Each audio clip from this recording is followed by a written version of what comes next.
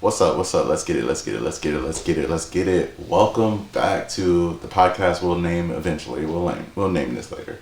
I'm MarquisSoLive. I'm Christine. I'm Luis. And today we're joined again by our special guest, Kayla. Kayla, what's good? What's poppin'? What's poppin'? What's up? Yo, man, it has started. It has started, guys. It started a week ago, but it has started. It's officially cuffing season. I don't know if you guys knew, but the time to be with someone started last week because it starts with, you bring them around the family for Thanksgiving so your family can scope them out. Oh. So I attempted and failed. Aww. But, it's definitely for the best. Uh-huh. Because we don't love these hoes. Oh, okay. Just kidding. No, she's not kidding. And I'm sorry to the hoe she's referring to. My bad, bro.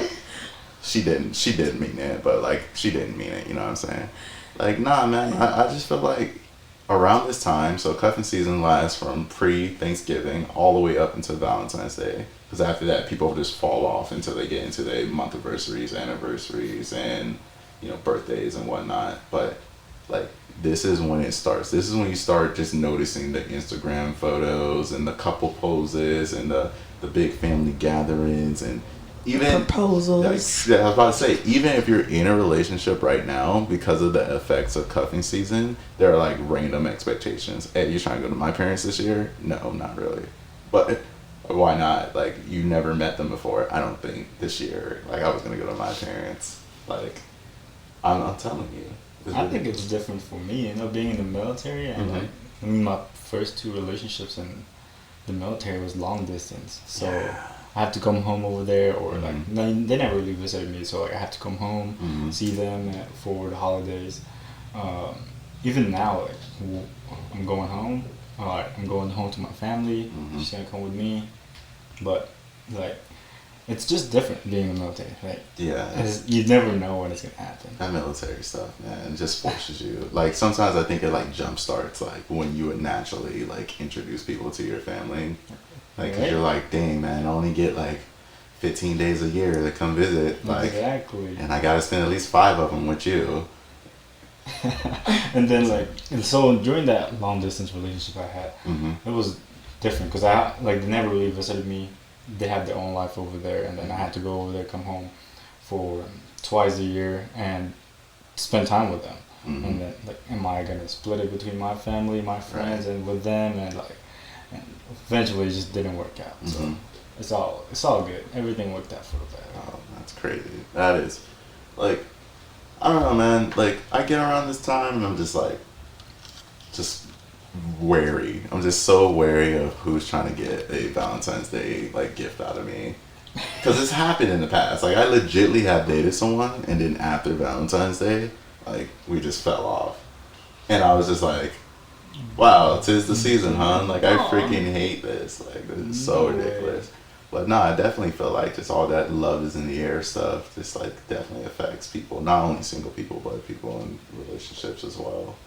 I just want to do ratchet stuff, but with a person. With a person? You just want to be ratchet with a person? With a person. I respect that. Yeah. I just want to be booed up, but without all the other stuff. You know?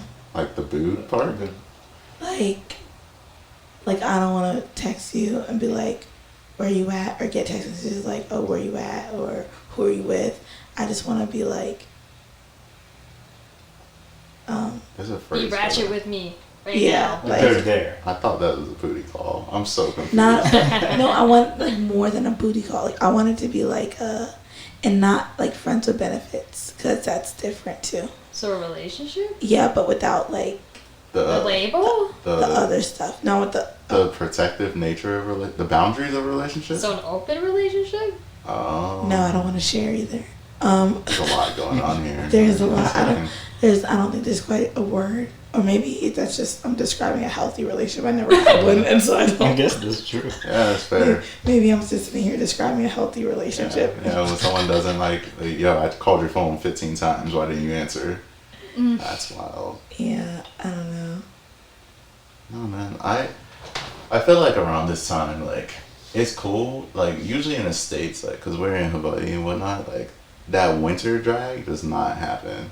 But, like, the bundling up, the hot chocolate, like, all that. Like, when I went to North Carolina, when I was in Korea, when I was in New York, like, that was real. Like, people were buying each other like, mittens as, like, it meant something. Like, here, I'm just like, it's just another month, man. An expensive month. It was actually my first time over here and my first Christmas that I'm going to be spending here in Hawaii. Like, the past few years, I was in North Carolina. My last place was in Washington, and Washington's like pine trees everywhere, all green, like greens everywhere, and like snowing. It was just beautiful out there. And it's my first time that experiencing not a cold winter. Aside from when I lived in the Philippines. I mean, I lived in the Philippines for 16 years, but once I moved here, it's kind of like it's changed. Nevada was there, it's cold, and now it's just warm. Like, I'm looking for that cold, like, that cold season, that break. Yeah. Slipping on ice and everything. I can't stand the snow, man. I'm not gonna lie to you. Like, that Rudolph, that Frosty snowman, that stuff is all dead to me. I went 17 years without seeing snow. And then I went to New York and had to shovel it and get my mom's car out the driveway. And I was like, never again will I think this is a magical thing. And it affected me. Plus, I don't know, man. I like layers. I like fashion in the winter. But I'm very, very, very biased to the sundress, to the it's hot outside weather. I'm okay with that. There's something about that just does a different thing for me. Does it? Yeah, it does. It does. Are you okay with that? Yeah, that's something that I'm just like, yo, like, when is it? Is it spring? Is it spring yet? I love Hawaii because, like, at any point if someone's wearing a sundress, it's just like, yeah. At any given time, you'll just see somebody with either cheeks out or cheeks flapping under the dress. That's crazy. It's funny though too, because I met some people that like are used to like holding hoodies around this time. Like they're starting to grab hoodies, and like I never really noticed that possession thing. Like because like I said, like I wear the bare minimum as possible. Like I'm a beater, like a freaking tank top, some shorts or some sweats, and I'm good. And no one's taking away from that outfit. Ain't nobody gonna borrow that crap. But Wanna bet? Wanna bet? Oh yeah. Let me not find someone that actually will test the waters with that. Hold my beer. And I'll be like shortsless and tank topless and just sitting there catching them. I swear I had a white beater. Like, where did it go? Like, damn it, man. Yo, man. Nah, man. These crooks are out here. Everybody be safe for these holidays. My fellas, stay woke, man. She doesn't like you. She likes your jacket. Just letting you know right now. That's a lot of jacket for that, man. Clothes literally just are better. Like, if I'm like talking to a guy and he has a hoodie and he told me where he got the hoodie and I went there and bought the exact same hoodie, it just wouldn't be the same. I would switch that brand new hoodie for his hoodie just because it's better because he's already broken it in. My sibling is like you, and I fight him. I just want you to know. Clothes are just better when they're broken in, and I don't want to be the one to break them in because then it's like they're not the same. Is it just clothes that rule applies to? No, I think food that doesn't belong to me tastes better as well. I agree with that. I was gonna say. I was like, what else is this extending to? Because like a broken in bed is not something I'm trying to get. Like, yo, you just broke that bed in? Like, yo, let me get that. Like that's not my What if swag. they've only slept on it? No. Anything else? Okay. No, it's not broken. I think it depends also on who it was. Like, like for example, this is gonna sound weird. Never mind. I'm not gonna say that. No, too late. Like I don't know. Like I don't know how to explain. Okay, the other day I was at my parents' house and like I fell asleep in their bed. Not with them. I just went to the room and went to sleep, and it was comforting. I was like, "This is nice." It smells like my parents, like just like homey vibes. I'm like, oh, I like this. I'm like, do you guys need this bed? You guys getting a new one? I'll just take this one. Aw, see that was a sweet story. Did you get the bed? Oh, they actually no, they just bought it. So they were like, Oh, never like, mind. The really- story does not have a good ending. it doesn't. Shout And I out to also Laura. just bought a bed, so I didn't really need it. It was just me asking to do it. So, Kayla's parents like, oh, I'll just hook her up with that bed, man. You can buy another one. Like, you can buy another one. It has you in. Like, she just wants you to be with her. Like, she wants that piece of home in her home. So hook it up. Sometimes I'll just like go over to my parents' house and then my mom will be on the couch and I'll just like lay my head on her lap and I'll just like grab her hand and like force her to start petting my forehead. Like, I never had those moments. But I'm pretty sure if I did it to my mom, she'd look at me very weird and then walk away or tell me to go outside until the street lights came on. But like, I'm low-key jealous because that sounds like a fun time. It's really nice. It just sounds like a fun time. Oh my god.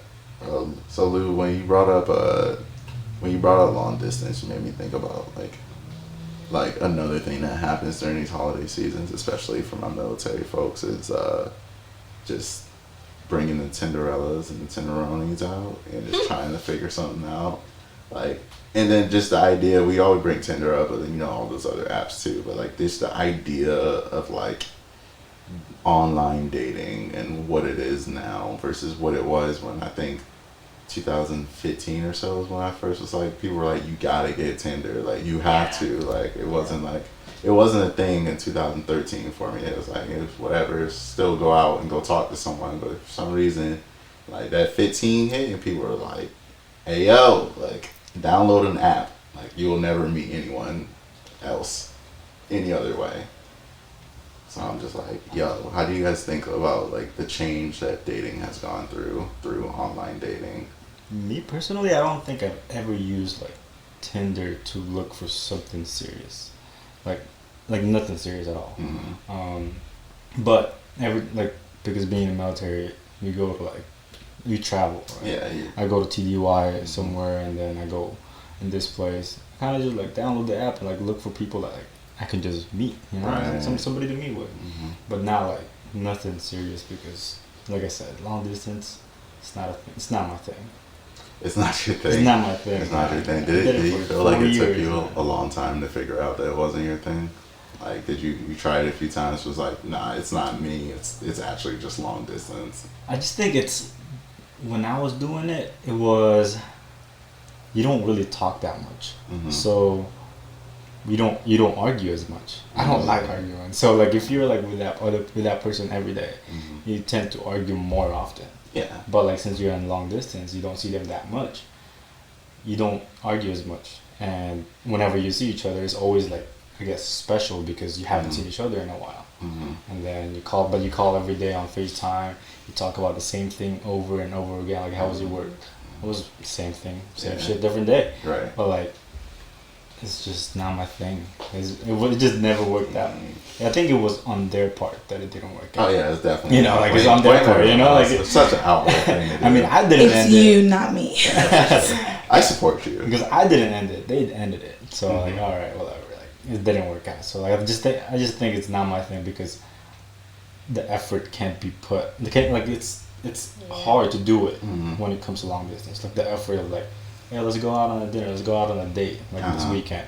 You can only do that like twice a year, for like 2 weeks. You know. Like, I feel that. No, I feel the idea of like, because you have that overexposure. I mean, it just makes sense mathematically. You know, if you have 10 conversations a year versus 100 or 1,000, like you're bound to have a little bit more arguments within there. So it does make sense, especially when you start factoring in things like those time zone differences. Like, I think my first ever long relationship, I was playing video games. 'Cause I knew exactly what time that her day started. So like, I was playing video games. I was chilling. I could have a whole day done and then like almost like start my relationship.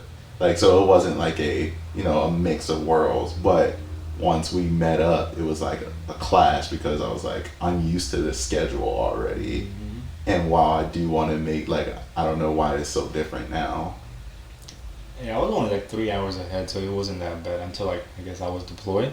I would talk to them like every like 2 weeks and like, something like that, something ridiculous. That was one of the reasons why we ended the relationship. Actually, was when during deployment, and she couldn't take it because like we had all these plans before, like after deployment, but it just didn't work out during deployment. You just couldn't take it. I'm like, all right, whatever. It is what it is. I don't like long distance relationships, and I think they're stupid. Yeah, just this period, just like That's it. No, I'm kidding. I think that unless you have, I feel like if you have a long distance relationship without a plan, it's stupid. Because it's like, you know, I've dated military guys, and they go on the boat, they go on deployment, they, you know, so that's still, I think, considered long distance. When you date a military guy, that's just something you have to, you know, expect. So that was never really a problem for me because I knew, like, okay, they're coming back, you know.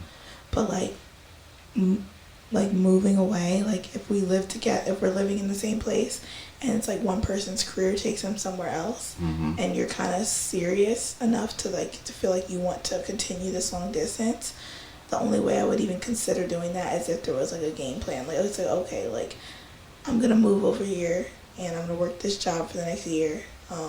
You're at your job now, so for this next year, just look for jobs out here, and then you come. Like that's different to me because it's like it's like another deployment or something. You know what I mean? There's an end game, and the end is we're gonna be back together again. But just to see like, oh, let's just do this long distance and see what happens. Like no.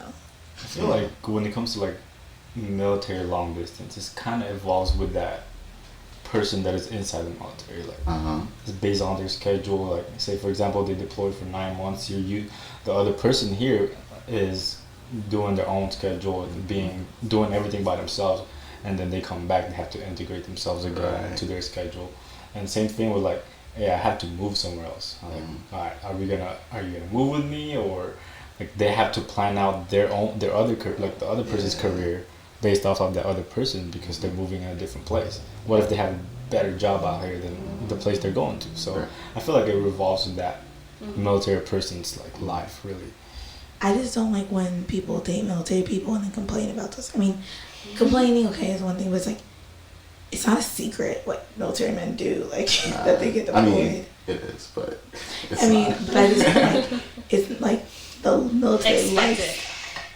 The military lifestyle is not a secret. I'm sorry.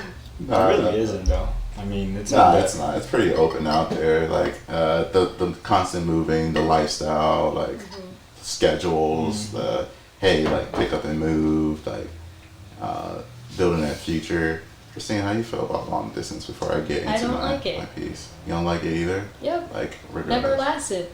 It's only lasted a few days for the two relationships I've had for long distance. Sorry. Yeah.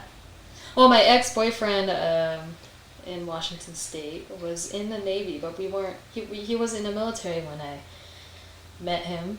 But when I moved here to Hawaii, we talked about making it work, but I remembered a conversation we had where he said he never dated in the military because he didn't want what you guys are describing your long distance relationships were when you're in the military or with your military partner.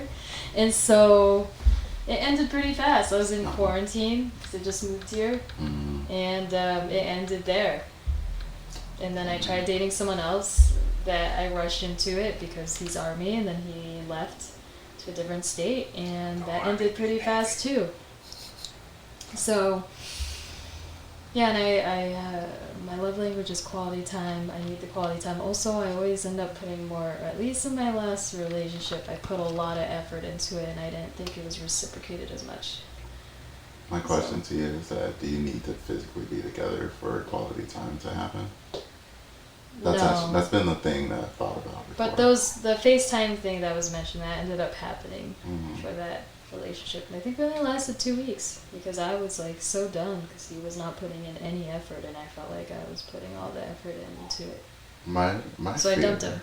My fear when it comes to stuff like that is like similar to what Kayla said, like, yeah, like it works out when you have a goal, but my fear is putting a goal to something that you're not like you still have to put in the work before you decide that, hey, like, this person's gonna be worth it X amount of years later. And I think that's something, a crutch that like long distance, like people like have to really figure out. And sometimes like it's like, what is our goal? To just continue dating for a couple of years, to eventually get married. And now once you start saying that, there's a whole nother level of seriousness, and you have to look at like, because there have been some cases where if you're military, like, you could be with someone for like 7 months and then you have to leave for an even longer time than you've been together. And it's like you have to really assess if that person's like, and you are able to like make that work. And I think that it's just weird sometimes to put those stipulations into a relationship within like a year or two. There's some people that you don't, I mean, there's some people you'll meet and you'll think like after like a day or two, like I'm definitely marrying this person. And then there's other people, it's like, I don't know, we're good. Like, I'm just seeing where it goes. And I think those timelines or, you know, those changes in career, definitely something that either vamps that up or like drastically changes that. I think age has a lot to do with it too. I noticed personally that older guys, they're a lot more easygoing. Shout out to the devs. They're a lot more easygoing as far as, well, because I'm younger, and so because I date older guys, they're just kind of like, oh yeah, you're young. Like, they're usually like, it's cool. I'm not interested in doing that, but you go have fun. Like, they're usually pretty understanding. Or it's like, they don't really need all that. Like even though they're like pretty sexually active, they're not like as pressed about it. It's like, it's like it is what it is, you know? I feel you. I don't associate that directly with age, but I do know what you're getting at because I there's some sort of correlation to like the chill back that people have like in their 30s and whatnot when it comes to like their laid back move. But there are people that keep that same energy. Like, hey man, I'm dating. Like I want to be with that person when I do things. Like if I wanted to do things by myself, I'd just be single. Like I definitely know people that have that, and that's more a personality thing. Yeah. And then there's, of course, you know, people it's like, you know, they're younger, they just want to go out and explore the world, and they would like to do it with other people or like-minded. And if you've already explored the world or you've already had your quote-unquote phases, then you're like you got it. Like some people feel resentment in those moments. Yeah. With that planning thing that we were talking about earlier, I actually have a story about that because I was dating this person, like we were long distance, and like she was in Nevada, I was in North Carolina, and then I'm about to deploy, and I had this time that I was gonna re-enlist, so I had to pick where I'm going. So I included her in the decision of where I'm going instead of me taking my own decision. Like, hey, I want to go to Germany, I want to go to Italy, and they're like, nah, I don't want to be away from family that far. I'm like, all right, I'll go to Washington, and that's the reason why I went to Washington. And it didn't, like, I haven't even gone to Washington, and it didn't work out. So, like, I'm stuck with this location that it wasn't really my first pick, my top pick, but because I picked that, I included that person in that plan, and it didn't work out. I'm stuck with that plan too, you know. Yeah. Bro, so shout out to my mama. My mom told me a long time ago, never pick a location career-wise based off of a person. And she said, she said regardless, she said unless it's your child, which you shouldn't have because I'm your mother and I'm not tracking anything. Like never pick a location based on just a person because you are not associating that location with just a location. You're forever associating with that person. So like even say you guys did make it to Washington, like any bad day at work, it's her fault. Like it's just it may not directly like you may not be like, man, this chick like but like this chick got me working an hour, you know what I'm saying? But like it definitely is subconscious of like I would not be in this predicament if I did not do XYZ, regardless of you like having that personal responsibility to be like, well, it was still my decision to go. So yeah, I don't chase nobody. At the same time though, like I don't regret it. I don't regret Washington. Things that happened to me was because of her too. You know, like the things that happened to me in Washington was because you know I picked her because it included her. So like I would say like yeah, there's a bad thing about it, but there's also the good things about it. You know, like so this is the other side of it. And if you're playing, I feel like. For example, when I first got married, I was like, okay, where are we going next? Like, I wanted to be very involved in that decision making because, like, wherever you go next, you're probably gonna get deployed, and I have to be the one that lives there. You know what I mean? Or whatever, you know, unless I just go back to the mainland. But go back to Hawaii, but I wanted to be very involved in that decision making. But then after we separated, it wasn't a bad separation, so we're still pretty cool. And so like even now, sometimes when he's going somewhere else, I'm like, oh, so where do you think I should go? I was like, let me be very clear.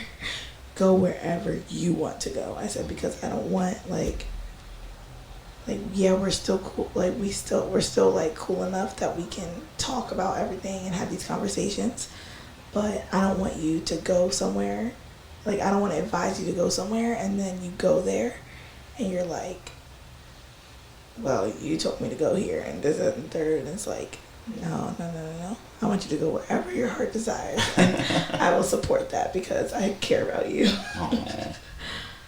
And I also don't want any parts of that. No, I feel that. How you guys feel about like, so one of my best friends, Drew, shout out Drew, what's up, bro? One of my best friends, like him and his significant other, they don't believe in the actual idea of marriage. So, but like, I've never looked at it like any differently, because that I feel like they do every single thing like a married couple would normally do, and they live together and they, you know, split the bills, and they're always traveling together, and I always kind of see them as like two people and whatnot. But how do you guys feel about that, like that marriage versus like a live-in relationship? Like when you're like deep in, like you, as you know, you have toothbrushes, you share, you know, closet space, you're like already like way deep in it. That's where I'm in right now, actually. A live-in relationship. Yeah. And I mean, we've talked about it, and we don't really plan to like. If we're doing the same exact thing, what are the benefits of marriage to like not having marriage? It's like there's not really a lot of benefits out there, and if it doesn't work out, it's just a lot harder to separate, because it's not something that you can just like, hey, I'm leaving, I'm out. Like, you know, you just pack your bag and go. Like, it's something that you actually have to like get a divorce and all that. But like having a living partner instead of getting married, there's not a lot of benefits that will affect us as much. You know, I mean, being in the military, you get more BAH and other stuff, but like being married, just like it's a lot harder to just leave and get out than having a living. But at the same time, we're doing the same thing as a married couple. I feel like that adds to the commitment part, though.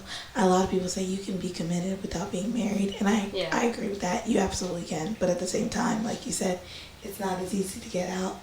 It's like a process. It's like a whole thing. So I think I like marriage because of that. So it's like you're committing, like you understand that this is more than just us choosing to spend, like this is more than just us like liking each other right now and wanting to be together forever. This is like us committing to being together forever. You know what I mean? Not just saying this is what we want. Like it's like committing to it. Not just on paper. Everyone says, oh, it's just a paper. It's just a paper, and it is. Yeah. But it's also kind of like the same, like, you know, the same way you guys swear into the military. You know, it's just a paper. But you know, if you don't do it, something, you go into jail. Yeah, I feel like it's like, I mean, like I said, everybody has like their own like view on it. Yeah. My view on it is just like, whenever I get in a relationship, I get into there being committed to someone, having that commitment. I don't just like get in a relationship just because, you know, I like this person. Like, you know, like I just don't. I pick and choose of who I'm gonna be with for that commitment, and I feel like it's kind of like the same way as being married. It's just another step, like you're saying. But for me, I think being in a relationship is also a commitment itself. If something happens, it's not just like it's the same thing. Like we're gonna have to argue about it, or we're gonna be involved in each other's decision, financial decisions, any other decision that you make. Is kind of like there's an involvement between each other, communication, and all this understanding. So I feel like as long as you have the conversation of like, okay, what are we gonna do, and this is how we want to do it, then go for it.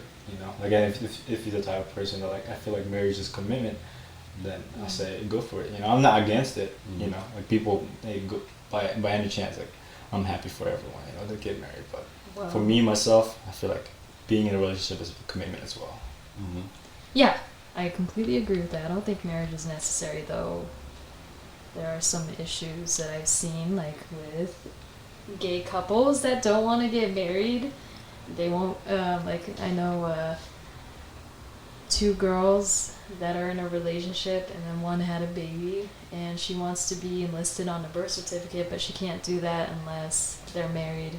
So there's that issue, but she refuses to get married because it's a religious thing, or she's seeing it as a religious thing. So,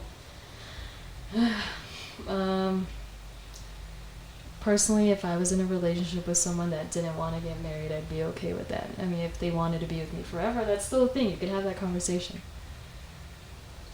I would even like, I think even like the celebration of the relationship is cool. Like the wedding, like the marriage, the wedding, like I feel like it's like a oh yeah, like this is for real. Like I feel like it's like this is when you say, oh, this is for real. And even if it's not on paper, like I think I would be open to having a wedding without being married. You know what I mean? Like having a whole like party, wedding, reception, everything, and then like if like the piece of paper like was necessary for example, something like the, you know, child situation, or if it like significantly benefited us, like I don't know, career wise or whatever, or like health insurance wise, it's like, okay, I love you enough to marry you for health insurance to give you my health insurance. But like cool. I love you enough to like go against my beliefs of getting married to like give you this health insurance. That's romantic, I think. Romantic as fuck. You dying? I need some money. What's up? I mean, my view on it is it varies, man. Because I know people that it's an energy thing. Like they legitly will associate actions and behaviors with reaching the marital status. So like they won't do certain things, so they'll see it as like, you know, wifey energy, or like you're being like, you're acting like my husband right now. To include like little things like choices of friends, like who you choose to be around the relationship. I know people with like, if I was married, I would not hang out with that person. But this is like, I don't know where this is gonna be. Like it's going good, but I've learned like whatever from their past where they cut off things that were, you know, toxic to the relationship, and then the relationship doesn't work, and then they regret cutting off, you know, whatever. So I mean, it just varies. It depends on you as a person. If you think that marriage is more so like another level in which you would dive into the love, and that you're gonna start acting differently because of the marriage, then that's one thing. But if you think that, you know, it's just, you know, another status, and you can do all of that energy, and then you just make it official because you can already do it, and that's a different thing too. I relish for the people that can just, I don't know, I feel like it's being true to yourself. I feel like there's nothing wrong with just loving or caring for someone, or having those the behaviors that you just want to be with them forever, and just giving that to them like upfront, like if that's your true person. Because sometimes if you have the mindset of like, oh, like I'm not gonna do that unless I'm married, then you'll never get married, because that person doesn't know. Like it's a what if factor. Like if someone thinks you could be a good parent until you have a kid, like it's a could. Like F the if factor.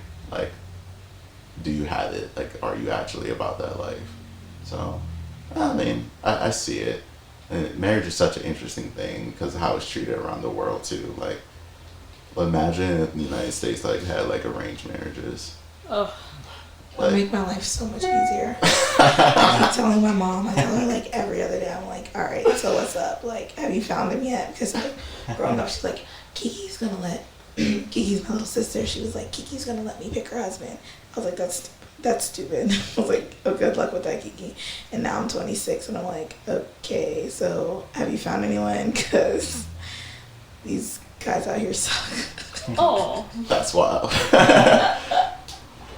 Would you do an arranged marriage, Christine? Nope. I don't think you have a choice when it's arranged, but I just was curious. Well, you kind of do. So they've been like, a lot of them are more modern now. Oh, we're talking about the suitors when you were basically playing real life Tinder. Mm-hmm. Yeah. Oh, okay. Basically, so it's like there's like a matchmaker, and then a lot of times there'd be a matchmaker, and then they come up with all these potentials, and then you pick from those potentials, but also it is kind of like a little, because if you keep shooting everybody down, sometimes they'll get a little strict on you and they'll be like, all right, this next one, it's not up to you, got one more. You can't shoot this one down because this is it, you know, because there's a lot of pressure from like the family. So technically you don't have to, but it's like your there's a lot of pressure from like your family and the community and stuff like that. Marriage meets. That'd be wild, man. What if Tinder started from that? And it wasn't like, imagine like, what if Tinder like was not like you driven? It was like driven by your parents and they were just swiping for you Oh, and having conversations like, yo. No. That's crazy. That would be wild. That would be really funny. I would love to see what my mom's super like. Like I just would just I'm like, I already know exactly what my dad like. I have no questions. Me and my mom knows exactly what my type is, so she would, as far as like aesthetically goes, like the person, the way they look, I'm not concerned about what she thinks that I would like at all, or what she would like for me. So that I'm not worried about. Lou, could you do real life Tinder? I don't think so, man. I don't think so. I just feel like I just have to like have more than one date. No, it's not just more than one day. It's just getting to know that person. Like instead of just I have this one person for me and that's it. Like, I don't think so. I mean, like I don't know what that person's gonna be like. You know, and if it doesn't work out, I feel like I'm just stuck. And I mean, I've heard a lot of like success about it. You know, like I think it's an Indian culture that like they do arranged marriage and all that, and a lot of them like actually work out and have a big family. But I feel like it's not for me. It's not for me. Yeah, I think that's a cultural thing because also with that they'll have like already preset roles, like so like you can't be like this person's not a good wife or a husband. If, like there's set roles for what that equals in the culture, like and if you do them, then you check all the blocks. Like if a person checks all the blocks, they are what you need. It's true, but I mean I feel like and they're bearing kids, run it. I don't know. I don't think I can do it. I wanted to play devil's advocate with it, but I lean towards I don't know, man. Yeah, I'll play a little devil's advocate.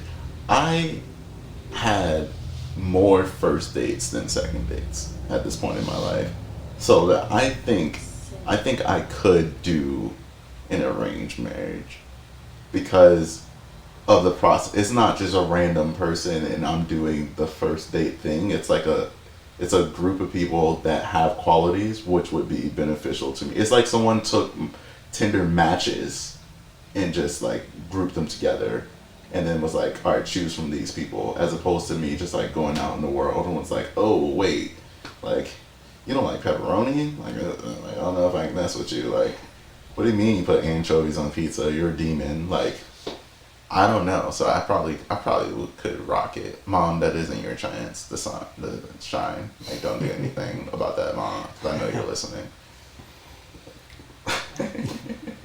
I mean, from that view, I guess, like, the way you said it, I mean, there have to be this type of person before they can even get to you. But like, I don't know. I feel like you get to know more about the person every day you live with them. Like, I mean, the way that like you're dating from like, you know, like, hey, they live in this house, they live in my house, or I live in my house, and then once you live in together, it's completely different. You get to know so much more about that person than just, you know, like a Tinder profile. Right. How do you guys feel about moving in together? Not like us as a group, but like I think it would be really fun. Like no, this isn't my time to shine. But like I meant like when it comes to moving in together, like is there a certain like okay, now like do you do it out of convenience? Is there a natural relationship like stage where you should move in together outside of, you know, I marriage? just want to know if we can live together. But like when you wonder that from the maybe beginning? half a year or maybe early. Yeah, I've done it early in the beginning. I've always done it early. Like just like, hey, week one. No, not that weird. fast. I'm here now. It's weird because I need plates. we kind of started off as friends, and then I would just go over there all the time, and I was just over there all the time. So it was like I didn't really move it. I was just over there all the time. And I was like, okay, this is inconvenient. I need a couple clothes here. And then it's like, well, it's like I didn't even want clothes there because it's like every time we argued, I was like, I have to haul all this shit out of here. Like, this is so ghetto. I had like a wagon. I was like carrying down the stairs. And like, I was like, okay, so we need to decide. Like, it was like rules. It was like, okay, I don't really live here, but because I'm here every day, I would bring clothes one that I like didn't necessarily need or like. I had like double of everything, so it was like two. It's like I was living two places, but we were basically living together. Yeah. See. But it was weird too because I wasn't paying any rent because I wasn't living there. So I felt I felt like the need to overcompensate. Like I was always cleaning or I was like always doing extra stuff. But then when we moved in and I was paying rent, it was like, so you don't really be cooking? No, no sir, I don't. I was literally gonna say that. I was like, so like there's levels to that move in, and I should have elaborated on that. And Lou, you wanna live in a relationship right now? Did you guys do that like from not jump? But like relatively quick. I think as soon as I was able to live outside the barracks, I think we lived in together. I mean, so we were both single soldiers back then, and both lived in the barracks, but like she stayed over my room pretty much every day and every night. But so like I was just like, I feel like we're just pretty much living in together already. So like, yeah, I'm about to like get promoted, so I'm about to get my own apartment, so you can just like live with me.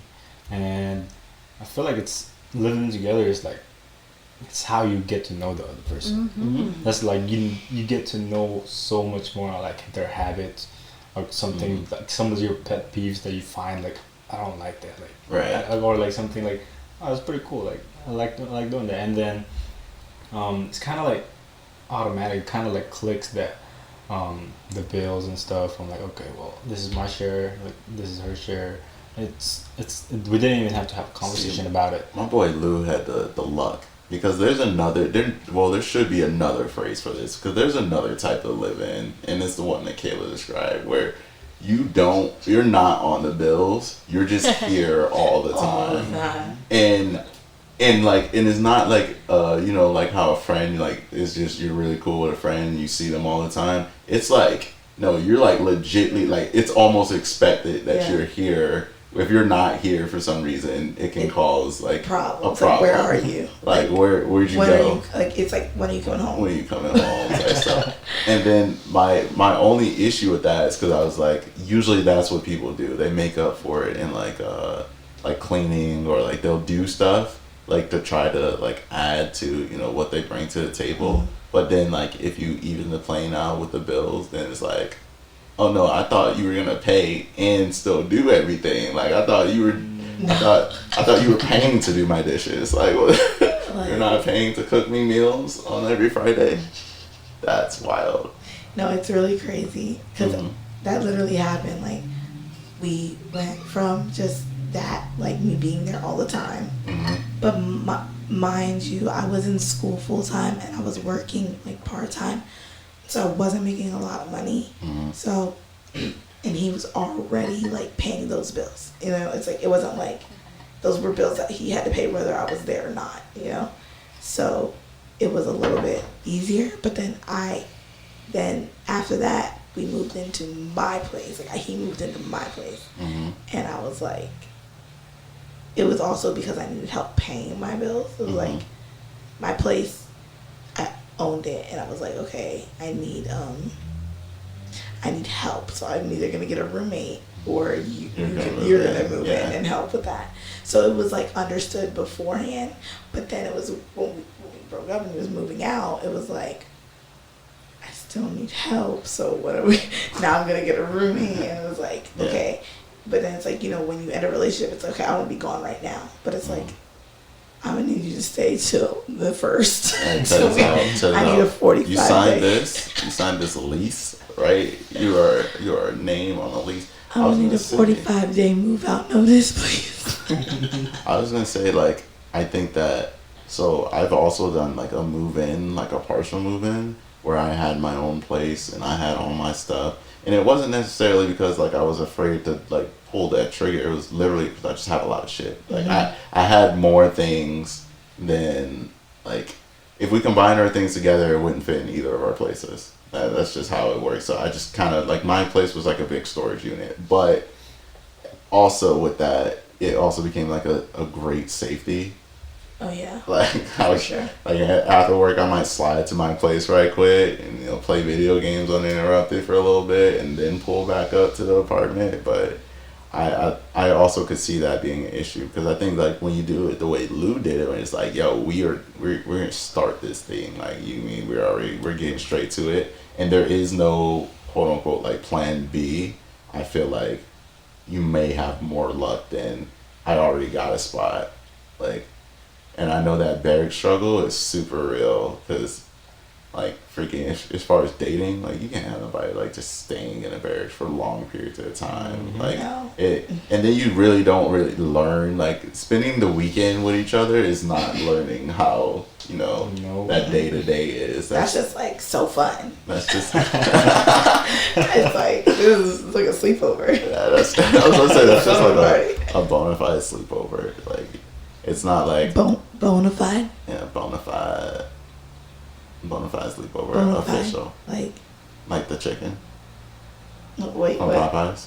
No, like I thought you were being funny, like bona fide. Oh, like bona fide, like boner. Oh, okay. Okay, I was like, what are you talking about? Bona fide, yeah, the definition of the word bona fide. And I thought you were like doing a play on words, like or dragon. Bona fide. It is You're now. dragon. That doesn't fit here. What?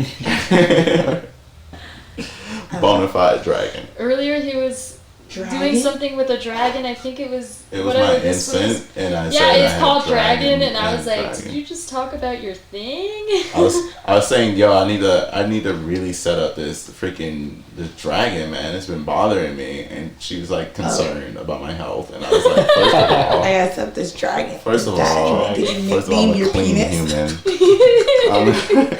That's a crazy nickname for your penis. Like, Isn't that a cool name for it though? No. That's terrifying. Don't fly out. Like, freeze fire. If a guy texted me and was like, come over and get this dragon, I'd be like, no.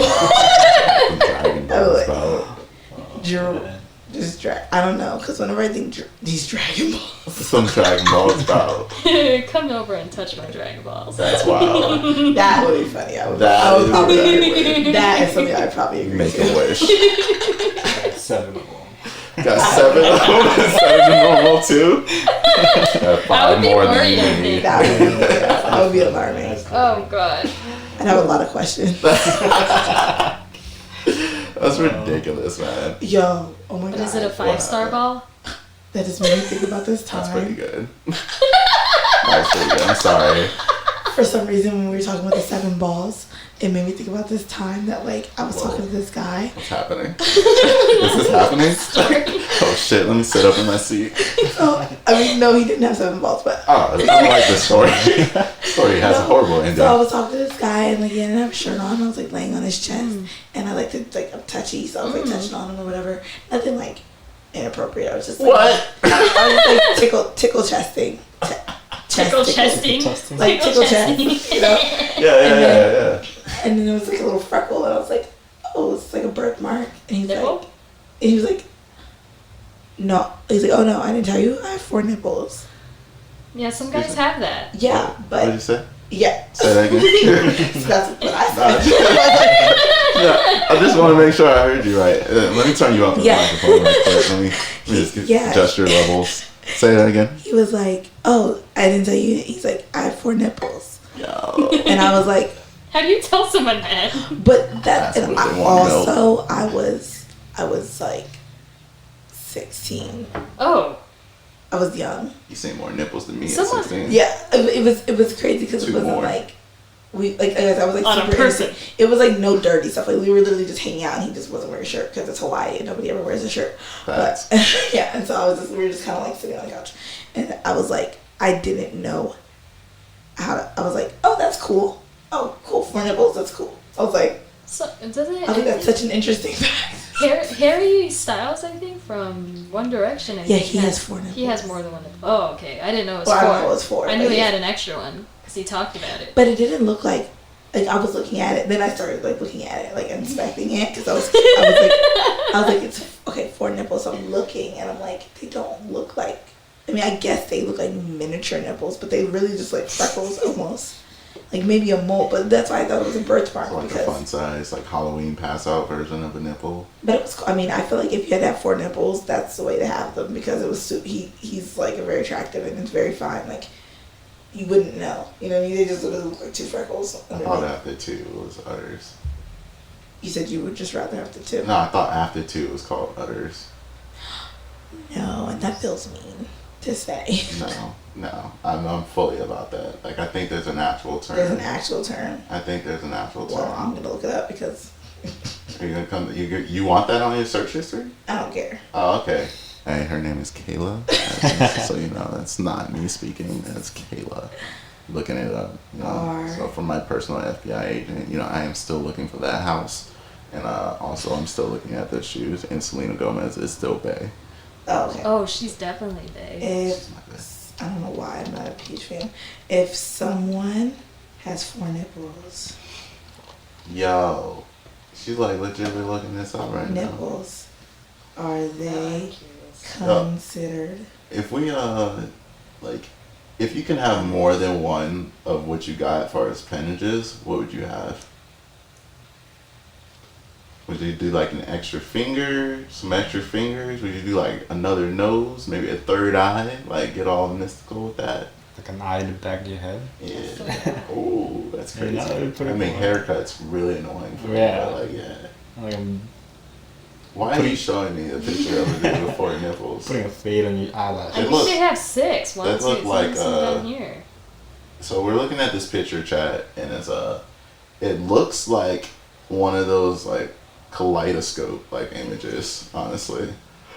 Like a funhouse mirror. I'm sorry, bro. Looks like keloids. Yeah, I'm just like, yo, that's wild. I wonder if they're like if it changes the sensitivity. Like, is that one of the just spots? like different? Like you Yeah, just tickle it? I think they're called. Like she was tickling him, and he was I think they're considered teats, not udders. teats. Oh, okay. That's kind of dope. I don't want none, but that's kind of dope. Like, From my understanding, I don't know. I'm not gonna be able to research this, so I'm gonna continue to utilize you and Christine because you guys are just fine with your search histories. Oh yeah, I don't care at all. That's freaking. Oh man! Oh yo, what were we talking about before we got to Fortnite? Oh, we were talking about 7 balls. And I asked if it was a 5-star ball. That was pretty good. So It was a good 4-star would have been a great callback to go to, but I understand. Do you prefer saggy balls or like tight balls? She's not talking to us, just so you guys know. There's 2 women here. Oh, I She's have to talking to answer this? Christine. I'm talking to Christine. She's just If you guys have an opinion, like, do you prefer care. your balls saggy or tight? Christine got the question first, and I'm just gonna wait for Christine to give her answer. That's it. Oh, I don't care. Same. Balls are interesting. I will That's say delicate. I also don't super care, but if I absolutely had to pick, I would pick like saggier balls, and I don't want to say why. Okay. All right, Lily. I am not. I was No, that's like, all right. personal. They usually like. It's like us asking, do you like pony boobs or saggy boobs? I would say. Right? Yeah. I don't Between see those 2, there are more than that. Pointy and I saggy. don't see any thing wrong with that question. Oh, The boob question or the ball question? Any of them. I'm not yeah, saying but then ball. you're asking personally, and then they'd have I'm to talk saying about their well, okay, own here's my balls. thing. I'm sorry. I don't know what kind of podcast this is. I don't know. Me neither at this point.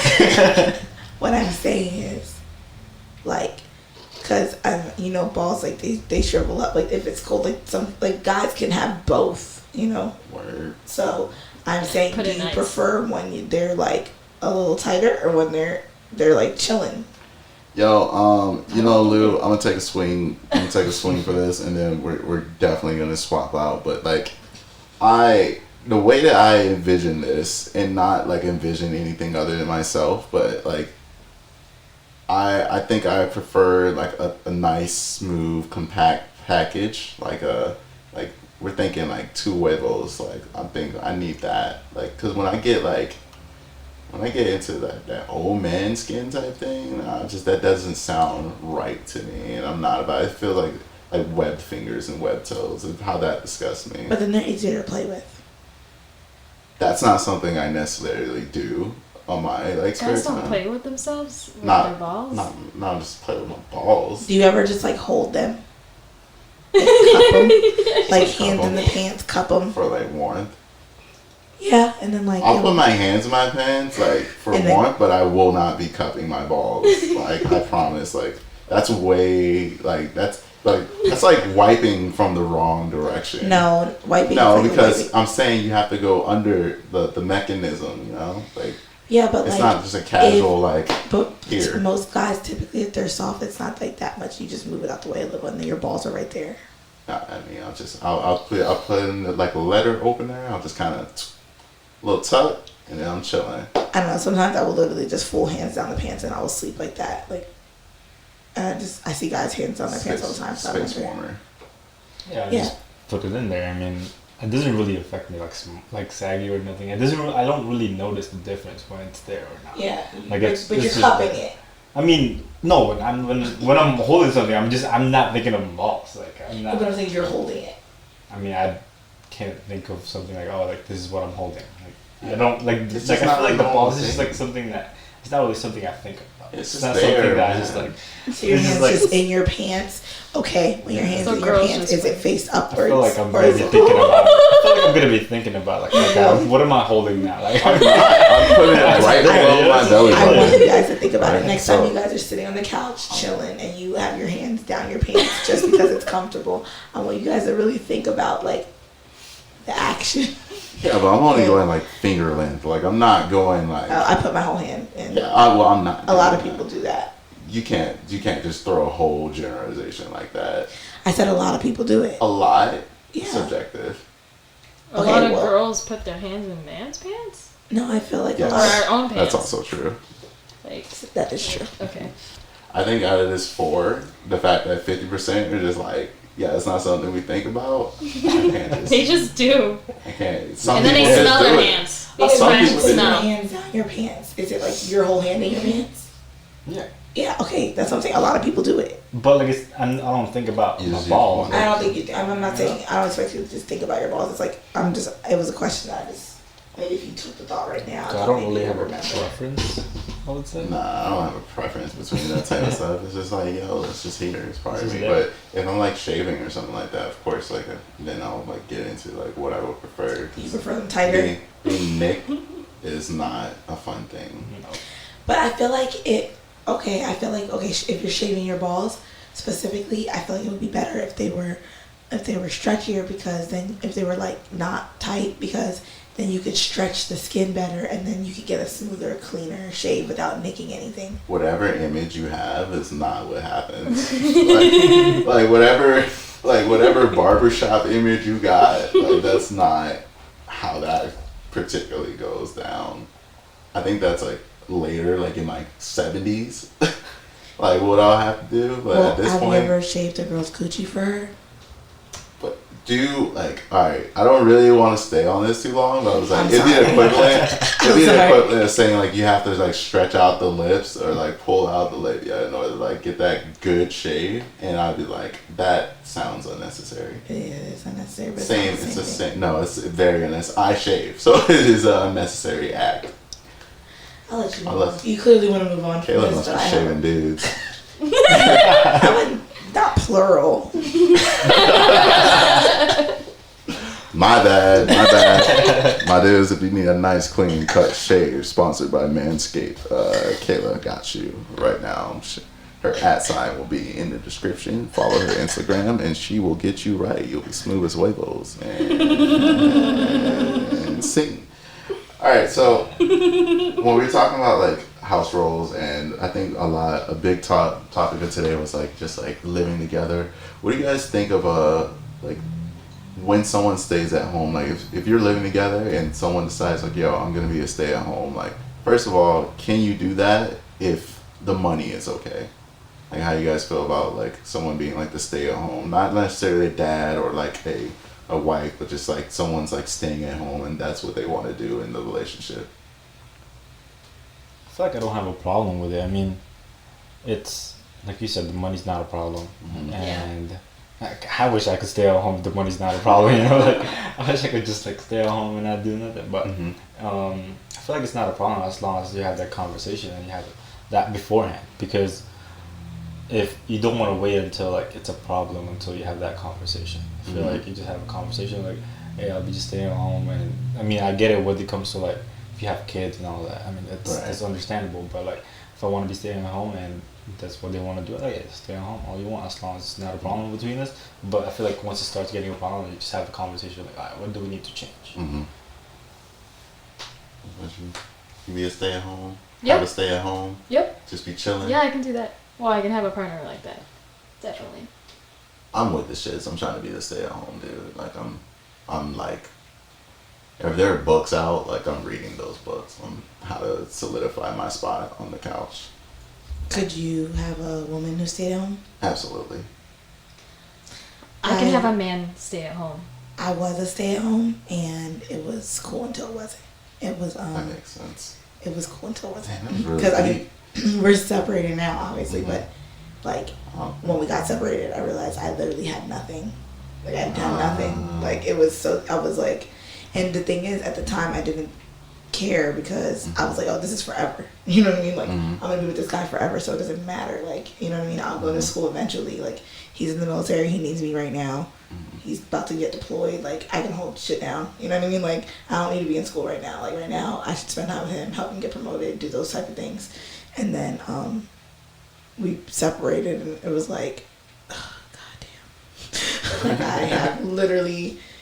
I put this off for so long, so I feel like I could stay at home again, but I would do it more productively. Like I would, even if I wasn't working, I would be building something for myself. That's what I would want in my partner, is that at least they're doing something productive. I didn't caveat that. Yeah, now if there's just nothing to do, like that's exactly what I'll be thinking. Like my stay at home, like I want to do stuff. Like I'll probably be doing stuff like this. Like I'll be active in these streets. I'll be making t-shirts. Like I'll be like just creating hobbies for myself and doing things. I just don't like the traditional workplace, and so like I'm trying to stray away from that. But like when it comes to like that stay at home, I was gonna ask. I was like, okay, well, as a former stay at home, like what are some of the things that you would have advised? And so it sounds like you said just be more productive. That's a lot of time in a day, though. Well, it was like, it's not like I wasn't doing anything. Like, I would like sometimes, I was at first having like part-time jobs, and he actually told me to quit because it was like, we don't see each other because you go to work when I come home, and you're not even making like enough money to make a difference, really. So it's like, I would much rather you just be here, you know? So it's like, okay, that makes sense. So, you know, we quit. It's like, we had the money, so just quit. And then it was like, okay, well, now what do I do? So it was like, I would, I don't know, just stay busy, go hang out with people, do stuff like, but I would say that if anybody is gonna be a stay-at-home person and they don't have kids, like they're not a stay-at-home mom, I would say like any hobby that you got into, I would suggest it being something that you could potentially make money off of, because one, it's beneficial to the relationship if your hobby turns into like a moneymaker, right? And then two, it's like just stay busy because depression's a real thing, and sitting around the house all day while alone, like while you're not not being busy, is like a huge cause of that. So what did you like do to like pass the time? Fortunately, I live right down the street from my parents, so that was cool. So and my mom also stays at home, so we went to brunch a lot. Tearing up these mimosas, man. Just tearing it up. Yeah, I don't know. I was gonna ask the same thing. Cause like, so my girl right now, cause she was medically retired from the military, and she's like trying to find, you know, friends and all that, but like she's not really that type of person to like go out and look and go look for people. It's what are the things that people can do to like just not be like you said, it's depressing at home and just like being alone, and it like I heard it's hard from her, you know, it's hard, it's depressing, and it's like I would just say stay busy, even if you don't really have anything to do something.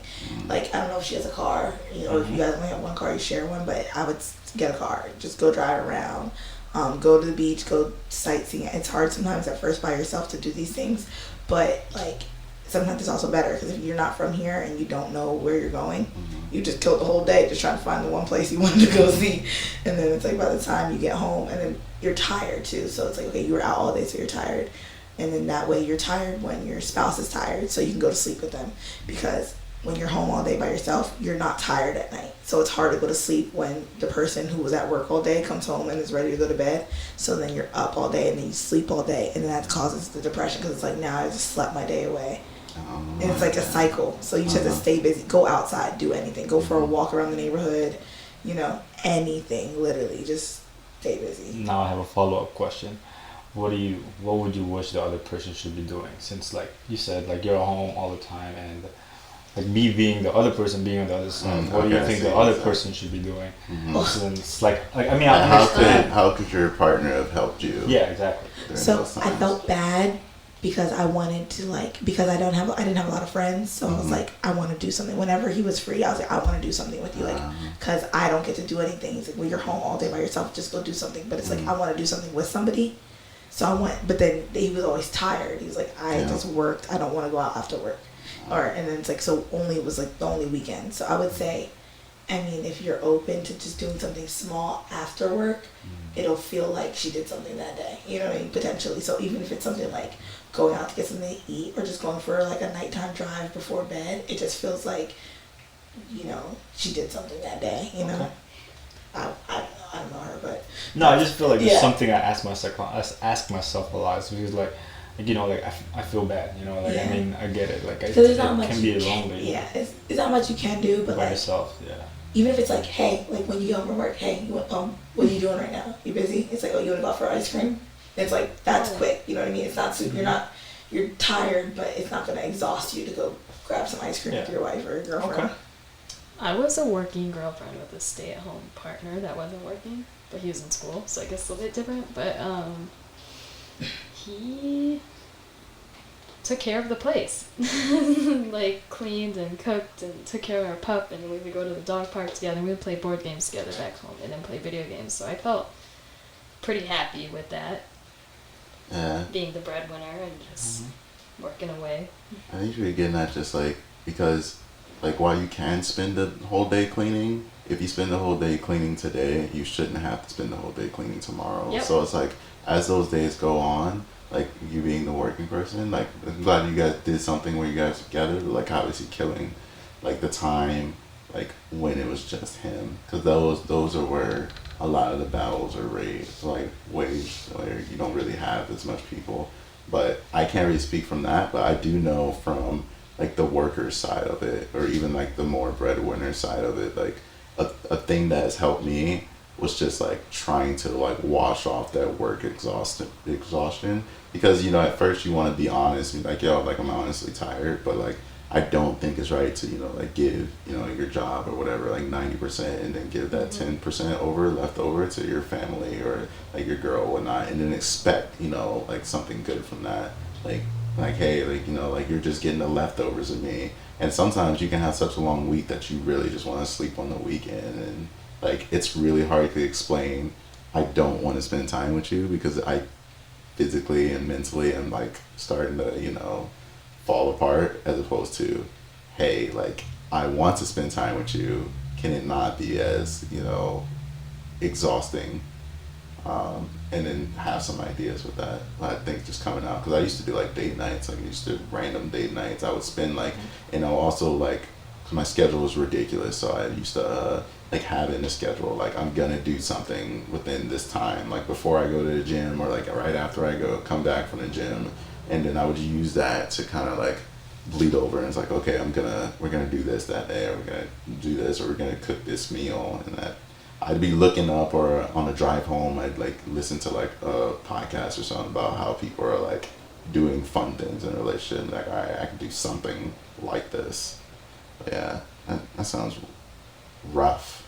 I don't know, don't want to do it. But I mean, when I'm stay at home, like I just can't sit and do nothing, so I don't know, I don't see myself going through the same trials, but I do understand for someone who does it, especially if because there is the other person that you actually are busy doing the same thing, or like people with kids, they do tend that is a job, Like, so they would do that. Like, by the time the significant other's just getting off, they're just like, I just sat down for 30 minutes for the first time all day.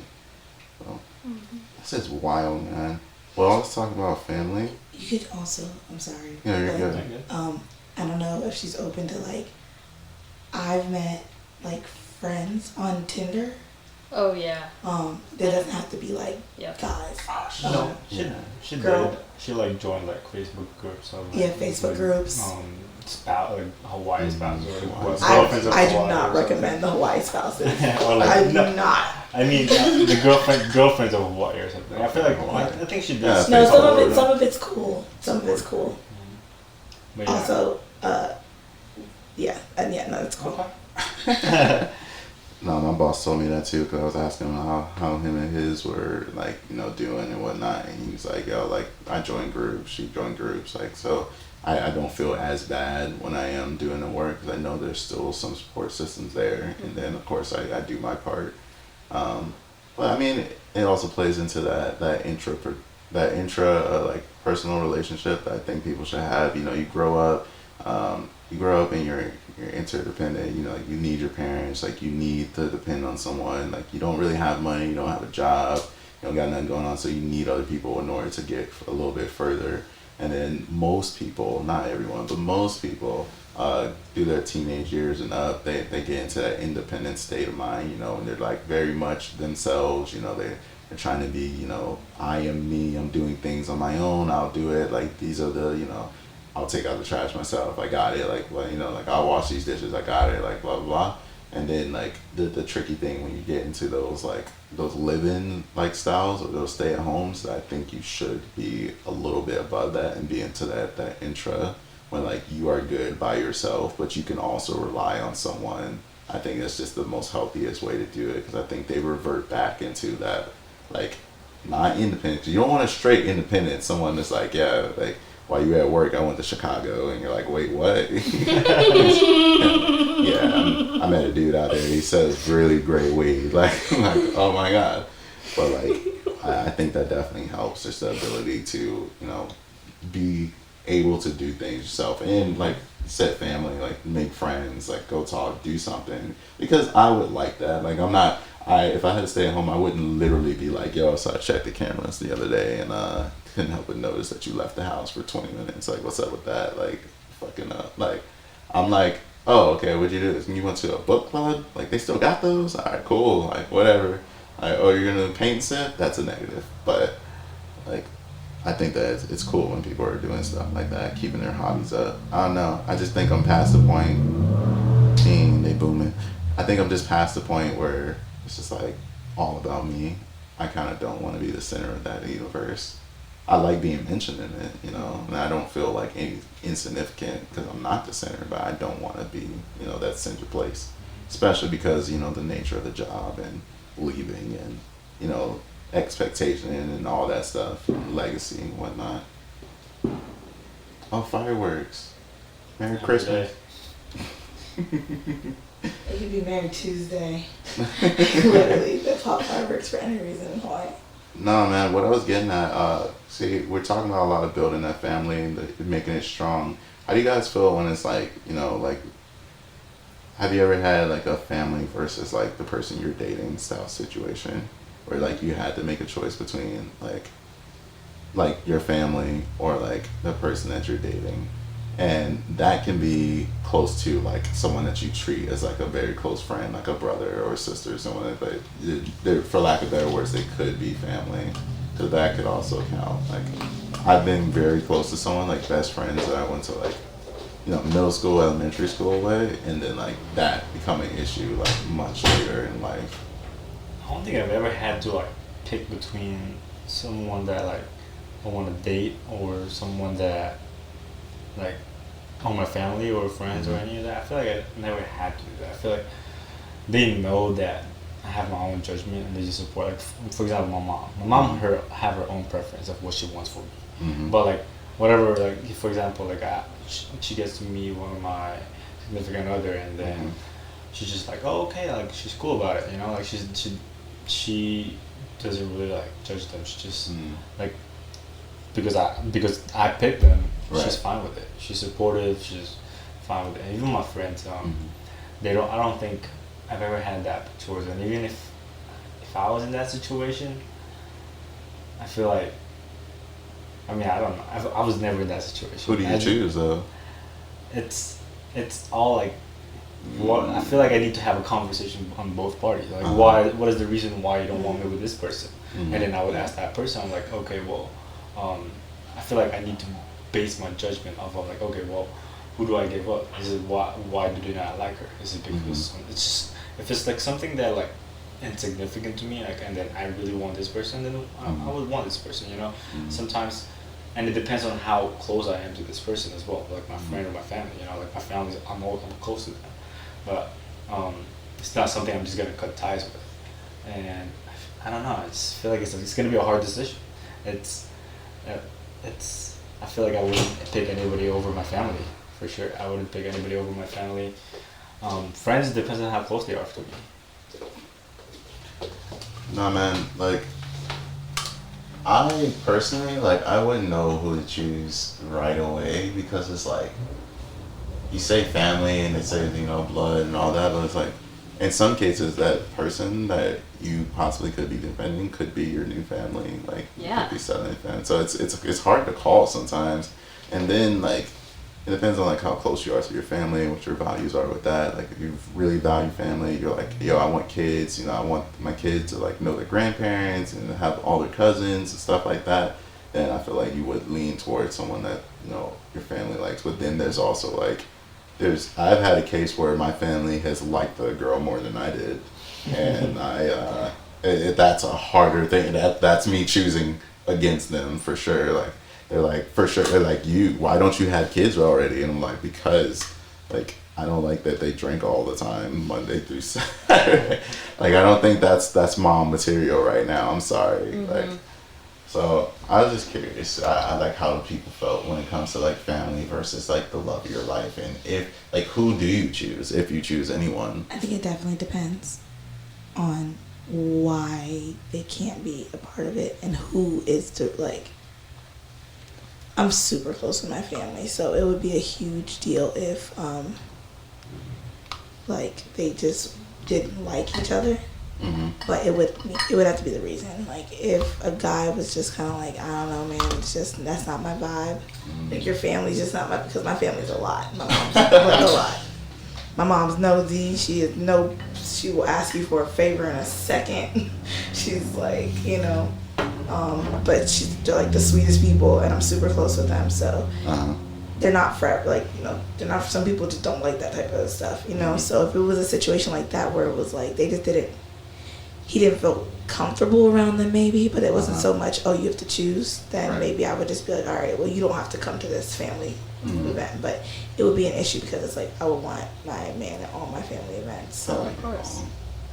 But it also depends on what type of man he is, and like, if he just doesn't like it because he's not comfortable, or if he doesn't like it because he like is controlling and wants me to himself, because there's a difference. Because I spend a lot of time with my family, and so sometimes guys don't like that, and they're just like, you're always over there. It's like, well, you can come too, you just don't want to. So it's like, I mean, devil's advocate, I do agree with a certain amount of, I think that there is us time, and I think that that's okay to be annoyed about. If you're gonna be annoyed about anything, spending time with someone is a good annoyance. Yeah. But if he was just like, hey, yo, when was the next time you go and see your family? Like, hey, or like you're talking to him about something, he's like, man, you haven't talked to your mom in a minute, have you? Like, it'll be like, sometimes it's something small, because it'll be like something as simple as like, oh, hey, you know, oh, my mom wants us to come over for dinner tomorrow, like nothing major. We'll be there probably like an hour or so. And then they're just like, nah, I'm good. That will bother me, because it's like, it's like, it's not like it's a huge family party. I'm not trying to have you out all day. Like, it's like, we're going over there at like 7, we might leave at like 8 or 9. Like, I feel you. No, I definitely feel that. It's just being cognizant, and I try to, I'm not doing this more so because I like disagree. I'm doing this more so because I know there's someone out here that has this opinion, and it's just like the expectation sometimes aren't communicated. Like unless you say that in the beginning, because some people do. Some people say, "Hey, just so you know, dating me, you're probably dating my family too." Like we're like, you know, we're like super connected.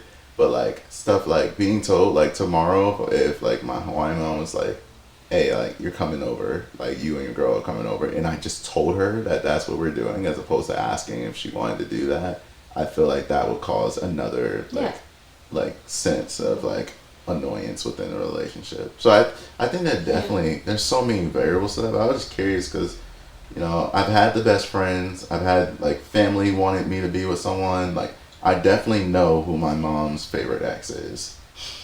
Like I definitely know who my mom's favorite ex is. Like I got it. Like sorry, like mom is maybe never gonna. I don't know. I can't say it's never gonna happen, but mom, like, hey, that ship has sailed. Like, so I get that, and then on the flip side, like I also get someone that's like maybe they're not as close to their family, so like being around those family like gatherings and stuff like that actually makes them uncomfortable or may like trigger something for them. Like definitely worth those conversations and those variables. First, is it important for you guys, for your significant other to be close to their family? No. I mean, for me, I think it's something that I like, not exactly my whole family, you know, like certain family members, for example, like my mom, my brother, and my dad. But like my aunts, my uncles, my cousins, it doesn't really matter, like to me, you know. I feel like if they don't like this person and I like this person, it doesn't matter. But like my mom, I feel like it's something, it's important to me for my significant other to be able to like have a conversation or just be comfortable around my mom or my family, because I'm not gonna cut ties with my family, my mom or my dad or my brother. I'm not gonna cut ties with them. But at the same time, if my significant other doesn't like my family, I feel like there's gonna be conflict there, because, you know, I love my family, I love my parents, I love my brother, and it's something that I have to pick. And I feel like family's gonna go first, not like, you know, close relatives, close family. Yeah, no, I know what you mean. Like, I will. Go ahead. Oh no, I think it is. I think it's important. Well, maybe not necessarily important. It depends on how they.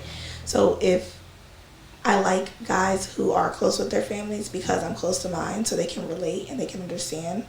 I notice that guys who aren't close to their family sometimes, it's like a kind of like a trauma thing sometimes.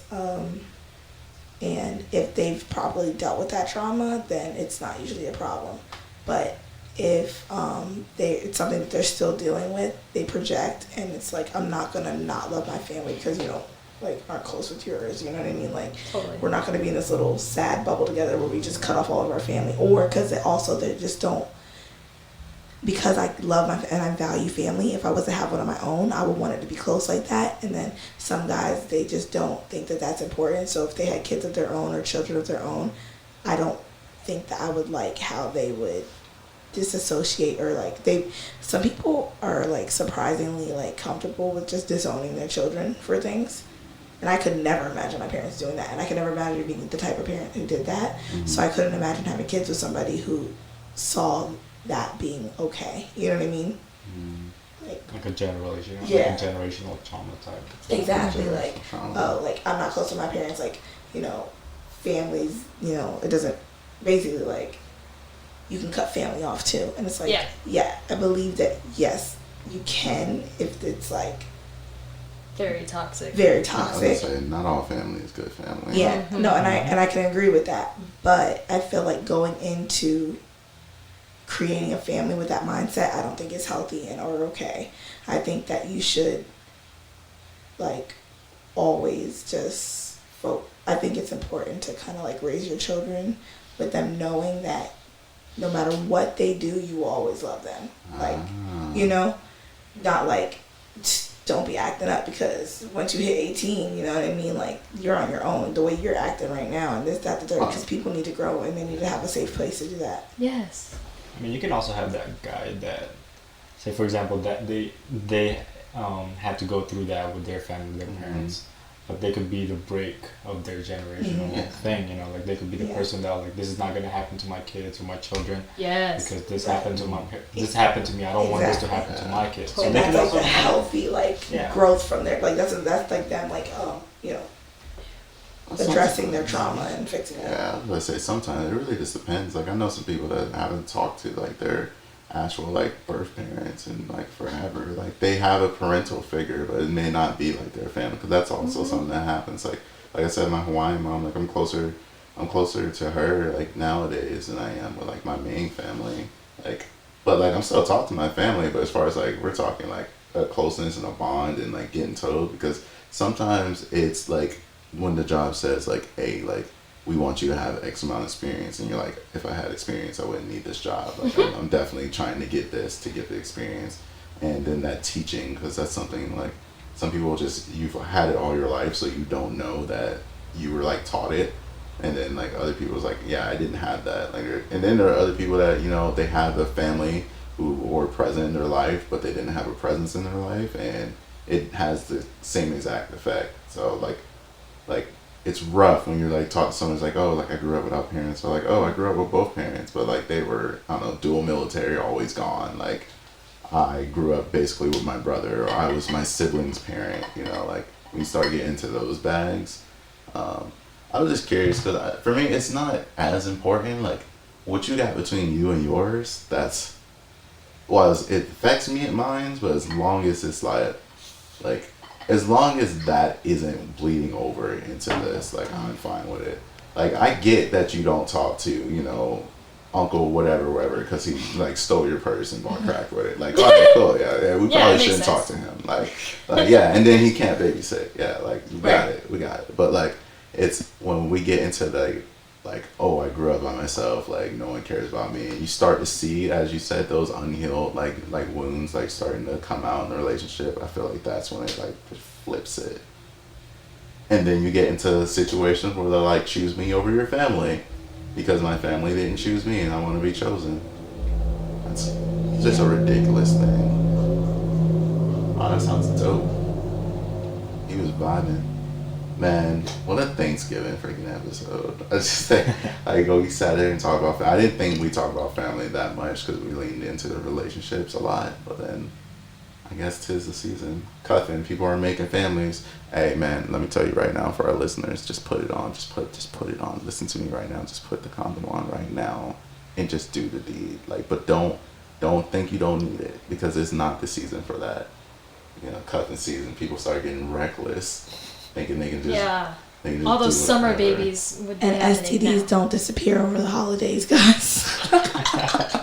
Chlamydia and gonorrhea is very strong in Hawaii, apparently. Very. Exactly. So apparently there's an uncurable strand of gonorrhea here. Oh. Yikes. I've heard of it. That's terrifying. Yeah. That's aggressive. I mean, yes, it's not that terrifying if you use condoms. Use protection. Alright, guys, I'm wrapping this episode up. That's it. With a condom. I'm not wrapping it up. Literally. Wrap it before you tap it, man. I appreciate you, man. Once again, my name is MarquisSoLive. And I'm Christine. And I'm Luis. Oh, and I'm Kayla.